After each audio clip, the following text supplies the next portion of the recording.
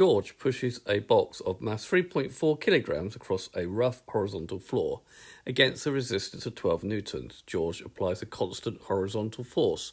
The box accelerates from rest to 2 meters per second as it travels 3.2 meters.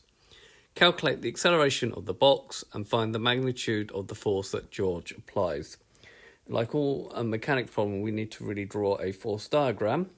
So here's my block on a horizontal rough surface, 3.4 kilograms. We have the weight of the box acting down, which is 3.4 G, a normal reaction R, a resistance of 12 newtons, and we're going to try and push it this way, and the force that we're going to use here, and of course the acceleration.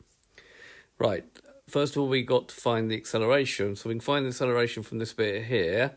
So taking u to be equal to 0 meters per second because it starts from rest, it gets to a speed of 2 meters per second, and it will travel, s is 3.2, and what we need to do is find the value of a from that. So using a Suvat equation, v squared is equal to u squared plus 2as. We have 2 squared is equal to 0 squared plus 2 times a times 3.2.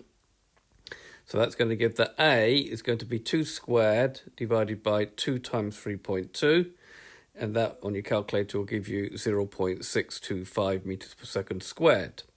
Having now got the accelerations, we can now resolve this horizontally. So we've got P minus 12 is equal to mass times acceleration. So it's 3.4 times the acceleration, which we now know to be 0.625.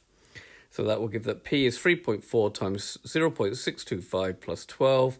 On my calculator, that will give me 14.12. So P will be a force of 14.1 newtons to 3 significant figures.